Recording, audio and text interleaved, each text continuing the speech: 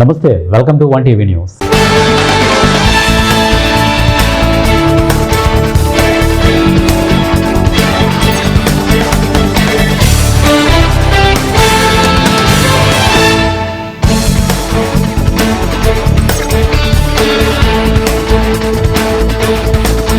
ముందుగా బులెటిన్లో హెడ్లైన్ చూద్దాం.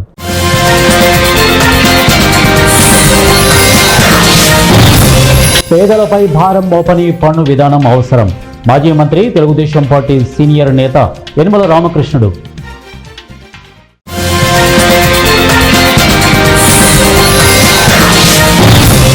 ఈ నెల 21న బ్లూ బర్డ్ 6 ఉపగ్రహం ప్రయోగం. ఇక ISRO వెల్లడి.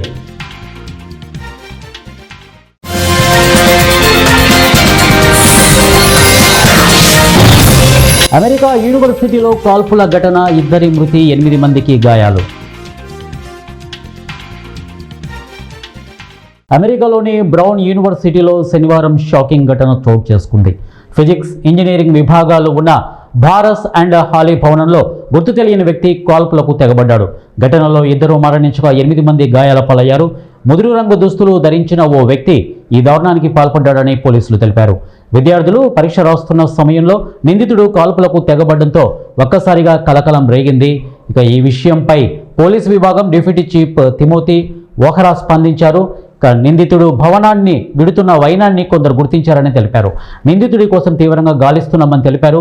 ఈ ఘటనపై మేయర్ బెయిలీ కూడా స్పందిస్తూ యూనివర్సిటీ పరిసరాలలోని జనాలు బయటికి రావద్దని హెచ్చరించారు. ఇక ఈ ఘటనలో 8 మంది గాయాల పాలైనట్టు కూడా మేయర్ తెలిపారు. అయితే బాధితుల ఆరోగ్య పరిస్థితి నిలకడగా ఉందని అన్నారు. అయితే మృతులు విద్యార్థుల కాదా అన్న విషయాలను మాత్రం ఇంకా వెల్లడించలేదు. ఈ ఘటనపై స్టూడెంట్స్ కూడా స్పందించారు. నిందితుడు తుపాకీ పట్టుకొని యూనివర్సిటీలో సంచరిస్తున్నాడని తెలియగానే తాము అప్రమత్తమయ్యామని చెప్పారు. కొందరు మంచాల కింద దాక్కుగా మరికొందరు తమ గదులకు తలుపులేసుకున్నారు. ఇక ఈ ఘటనపై అమెరికా అధ్యక్షుడు డొనాల్డ్ ట్రంప్, ఉపాధ్యక్షుడు JD వ్యాన్స్ కూడా స్పందించారు. సోషల్ మీడియా వేదికగా ట్రంప్ స్పందిస్తూ ఈ ఘటన గురించి తనకు సమాచారం అందిందని అన్నారు. FBI ఘటనపై దృష్టి సారించిందని చెప్పారు. వైస్ ప్రెసిడెంట్ JD వ్యాన్స్ మాట్లాడుతూ ఈ ఘటనపై విచారం వ్యక్తం చేశారు. ఏ సాయమైనా చేసేందుకు ఇక FBI సిద్ధంగా ఉందని తెలిపారు. కీలకమైన వాణిజ్య ప్రయోగానికి భారత్ అంతరిక్ష పరిశోధన సంస్థ సిద్ధమవుతోంది. అమెరికాకు చెందిన 6500 కిలోల కమ్యూనికేషన్ ఉపగ్రహం బ్లూ బర్డ్ 6ను ఈ నెల 21న శ్రీహరికోట నుంచి ప్రయోగించనుంది. దీనిని బాహుబలి రాకెట్ LVM-3 M6 ద్వారా నింగిలోకి పంపనున్నారు. ఈ ఉపగ్రహం 10 రెట్లు అధిక డేటా సామర్థ్యంతో పనిచేస్తోందని శాస్త్రవేత్తలు తెలిపారు. అంతేకాకుండా ఈ నెల 31న మరో PSLV C622 ప్రయోగాన్ని కూడా నిర్వహించేందుకు ఇస్రో ఏర్పాట్లు చేస్తోందని, కేవలం 10 రోజుల్లో 2 ప్రయోగాలు నిర్వహించడం విశేషం.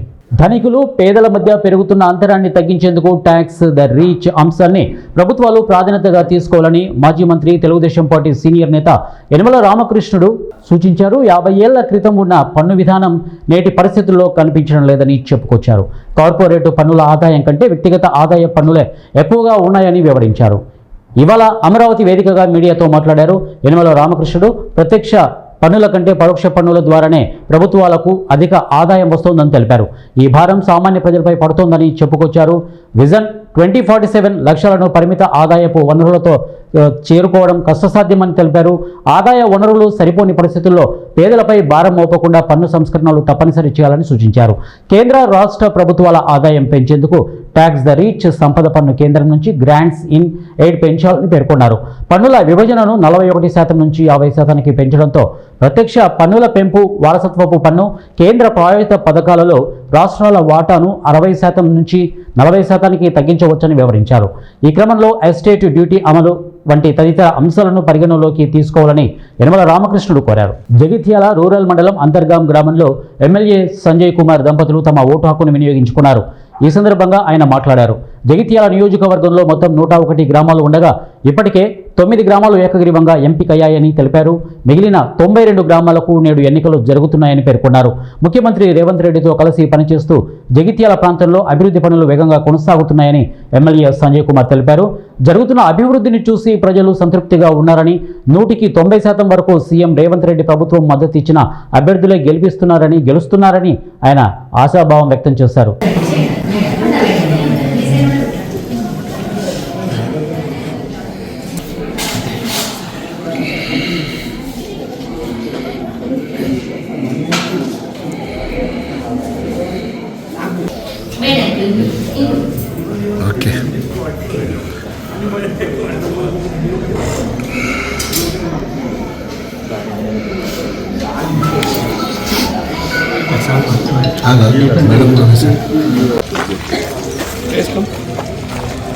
జగిత్యాల రూరల్ మండలం పోలాస గ్రామంలో కాంగ్రెస్ పార్టీ జిల్లా అధ్యక్షుడు గజంగి నందయ్య ఓటు హక్కు వినియోగించుకున్నారు. ఈ సందర్భంగా ఆయన మాట్లాడుతూ మొదటి విడత జరిగిన 90 గ్రామ పంచాయతీలకు గాను 64 సర్పంచ్ స్థానాలను కైవసం చేసుకుంది. రెండో విడత ఎన్నికల్లో కూడా 101 గ్రామాలకు గాను 90 నుంచి 95 సర్పంచ్ స్థానాలను కైవసం చేసుకుంటున్నామని చెప్పారు. రాష్ట్ర వ్యాప్తంగా అత్యధిక సర్పంచ్ స్థానాలను కాంగ్రెస్ కైవసం చేసుకుంటుంది. స్వగ్రామమైన పొలాసలో కాంగ్రెస్ అభ్యర్థిని అత్యధిక మెజార్టీతో గెలిపించుకుంటామని వారు తెలియజేశారు.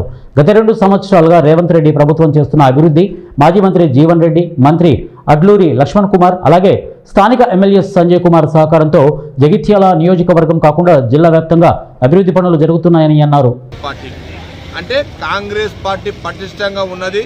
రేవంత్ రెడ్డి గారి నాయకత్వం రాష్ట్రంలో కొనసాగుతుంది. కావున కాంగ్రెస్ పార్టీ అభ్యర్థులు రెండో విడత ఇవాళ జగిత్యాల నియోజకవర్గంలో 101 గ్రామాలకు ఎలక్షన్ జరుగుతుంది. 101 గ్రామాలకు గాను 90 నుంచి 95 గ్రామ పంచాయతీలు కాంగ్రెస్ పార్టీ సర్పంచుల అభ్యర్థులే గెలవబోతున్నారు. కాంగ్రెస్ పార్టీ ప్రభుత్వం చేపట్టిన తర్వాత 2 సంవత్సరాల సంది ఏదైతే అభివృద్ధి కార్యక్రమాలు చేస్తుండ్రో, ఒకటి మహిళలకు ఉచిత బస్సు, రెండోది 200 యూనిట్ల వరకు ఉచిత కరెంటు, మూడోది వచ్చేసి 500 రూపాయల సిలిండర్. ఇదే కాకుండా 2 లక్షల రూపాయల వరకు రుణమాఫీ కానీ అవుతుంది. గత ప్రభుత్వం 10 సంవత్సరాల్లో ఎలాంటి రేషన్ కార్డు ఇవ్వకుండా ఉన్నదాన్ని కాంగ్రెస్ ప్రభుత్వం వచ్చినాక 8 లక్షల రేషన్ కార్డులు ఇవ్వడం జరిగింది. ఇన్ని సంక్షేమ పథకాలు చేస్తుండగా కాంగ్రెస్ పార్టీ అభ్యర్థిని గెలిపించుకోవాలని తెలంగాణ రాష్ట్రం అంతటా ప్రజలందరూ ఎదురు చూస్తున్నారు.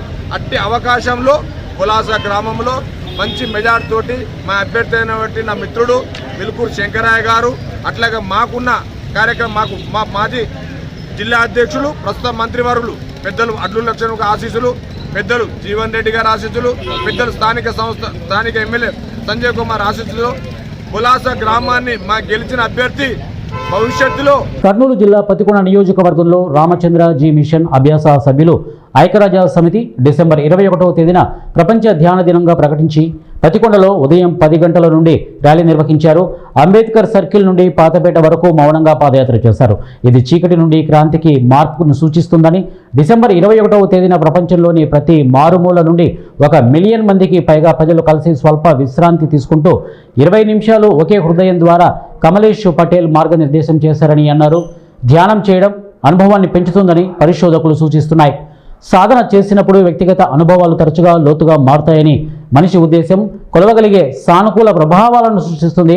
అందుకే ఈ చారిత్రాత్మక చరణలో స్వాగతించబడిన సభ్యుడిగా మీ ఉనికి ముఖ్యమైనదని రామచంద్ర జీ మిషన్ సభ్యులు తెలిపారు. ప్రపంచంలో ఉన్నటువంటి పర్యావరణాన్ని కాలుష్యమైనటువంటి ఈ ప్రపంచ కాలుష్యాన్ని నివారించడం అనేది ప్రజలకు జాగృతం చేయడానికే ఈ యొక్క కార్యక్రమాన్ని మేము నిర్వహిస్తున్నాము. ఈ యొక్క బాధ్యతను ప్రతి ఒక్కరూ ఎవరికి వారే ఇది నాది, నా యొక్క బాధ్యత అనేటువంటి ఒక బాధ్యతాయుతంగా ఈ యొక్క కార్యక్రమాన్ని చేపడితే మనం విజయవంతంగా ఈ ప్రపంచమంతా ఆరోగ్యకరంగా ఉండేందుకు అవకాశం ఇస్తుంది. ధర్మో రక్షతి రక్షిత అని అన్నట్టుగా ధర్మం నిన్ను కాపాడితే అది నిన్ను కాపాడుతుంది అనేటువంటి ఒక పద్ధతి ప్రకారంగా వృక్షో రక్షతి రక్షిత అంటే వృక్షాన్ని మనం కాపాడితే వృక్షాలు మనల్ని కాపాడుతాయి అనేటువంటిది ఒక ఉద్దేశం. కాబట్టి సో మనమందరము కూడా చెట్లను కాపాడాలి, పర్యావరణాన్ని కాపాడాలి, ప్రపంచ ఆరోగ్య సంస్థను, ప్రపంచ ఆరోగ్యాన్ని, ప్రపంచ ప్రజల ఆరోగ్యానికి మనం దోహదపడేలా మనవంతుగా మనం బాధ్యత స్వీకరించాలనేటువంటి ఒక ఉద్దేశంతో ఈ యొక్క కార్యక్రమాన్ని నిర్వహిస్తున్నాము. దేశ ప్రగతికి, దేశ అభివృద్ధికి ఆర్థిక సంపద అనేది ఎంత ముఖ్యమో అదేవిధంగా ప్రజల యొక్క ఆరోగ్యం కూడా అంతే ముఖ్యము. దేశ సంపద ఎక్కువగా ఉండి అధికంగా టెక్నాలజీ ఉన్నంత మాత్రాన అభివృద్ధి చెందుతుందనుకోవడం అది అంత సరైనటువంటి అంశం కాదు. సో అందుకే దేశ ప్రజలు ఎంత సంపద ఉన్నప్పటికీ ప్రజలలోన ఆరోగ్యం లేకపోతే దేశ అభివృద్ధి కుంటుపడుతుంది. కాబట్టి ఒక పక్షి 2 రెక్కలతో సమానంగా ఏ విధంగా అయితే ఎగరగలుగుతుందో అదేవిధంగా మనమందరము కూడా మన భారతదేశాన్ని, ప్రపంచ దేశాలను కూడా సమానంగా ఐక్యంగా ఒకటి పర్యావరణ పరిరక్షణ, మరొకటి ఆర్థిక సమృద్ధితో నా దేశ ప్రగతి ముందుకు సాగాలని ఇదే మా యొక్క యువకులకు ఇచ్చే సందేశము. యువత ముందుకు రావాలి, యువతదే బాధ్యత. ఈ ప్రపంచాన్ని పైకి తీసుకురావాలంటే యువతదే బాధ్యత. యువకులారా ముందుకు రండి.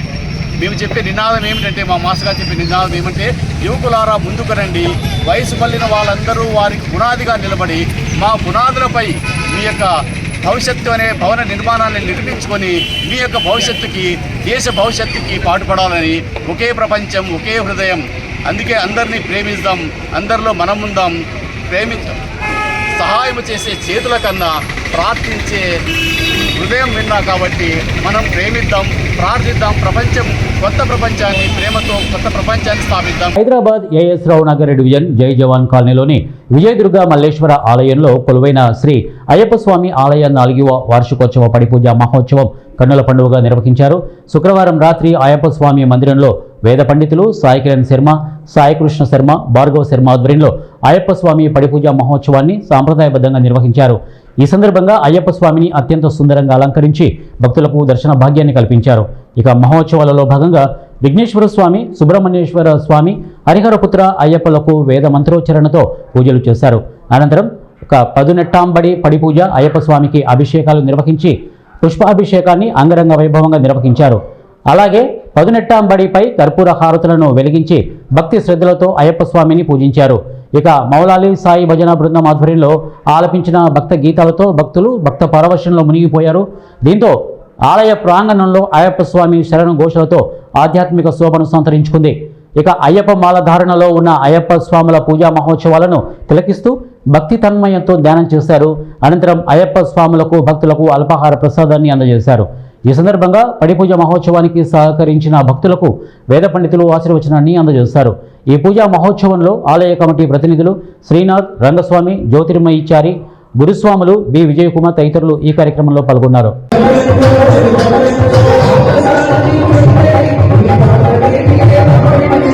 భద్రాద్రి కొత్తగూడెం జిల్లాలో జరుగుతున్న గ్రామ పంచాయతీ ఎన్నికల్లో వృద్ధులు, వికలాంగులు తీవ్ర అవస్థలు ఎదుర్కొంటున్నారు. గడిచిన సార్వత్రిక ఎన్నికల్లో హోమ్ ఓటింగ్ విధానాన్ని అమలు పరిచిన ఎన్నికల కమిషన్ స్థానిక ఎన్నికల్లో హోమ్ ఓటింగ్ అమలు చేయకపోవడంతో వృద్ధులు, వికలాంగులు ఇబ్బందులు ఎదుర్కొంటున్నారు. వికలాంగుల కోసం వీల్ చైర్స్ ఏర్పాటు చేసినప్పటికీ వయోవృద్ధులు చలిలో పోలింగ్ కేంద్రాలకు రావడానికి తీవ్ర ఇబ్బందులకు ఎదుర్కొంటున్నారు. 3వ దశ ఎన్నికలకైనా హోమ్ ఓటింగ్ విధానం తీసుకువచ్చి వయోవృద్ధులకు, వికలాంగులకు వెసులుబాటు కల్పించాలని వారు కోరుకుంటున్నారు.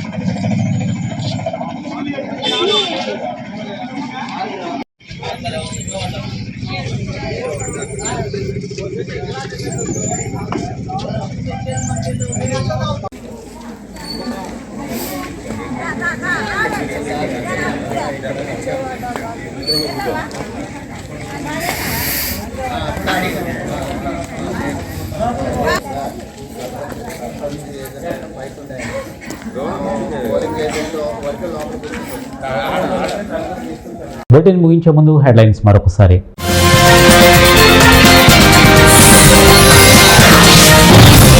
పేదలపై భారం మోపని పన్ను విధానం అవసరం. మాజీ మంత్రి, తెలుగుదేశం పార్టీ సీనియర్ నేత యనమల రామకృష్ణుడు.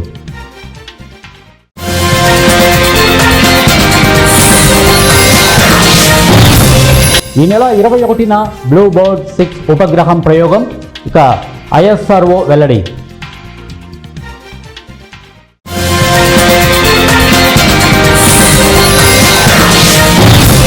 అమెరికా యూనివర్సిటీలో కాల్పుల ఘటన, 2 మృతి, 8 మందికి గాయాలు. ఇవి బులెటిన్ అప్డేట్స్. నెక్స్ట్ బులెటిన్లో కలుద్దాం. Until then keep watching 1TV news.